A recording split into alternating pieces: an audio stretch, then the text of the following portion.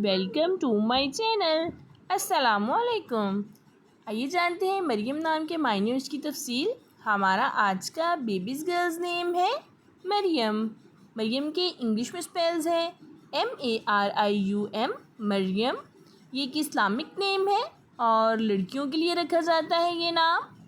ये अरबी ज़ुबान का लफ्ज़ है और इस नेम के मायने हैं पाक, पारसा, कमवारी, मरियम। इस नेम की तफसील है मरियम फ़ातिमा, मरियम अली। इस तरह से हम ये नाम रख सकते हैं। आप भी अपने नाम का मायने जानने के लिए कमेंट्स में अपना नाम लिखें और मायने जानिए। एंड अपने नाम की स्पेशल वीडियो बनवाने के लिए भी आप मेरे कमेंट बॉक्स में अपना नाम कमेंट कर सकते हैं।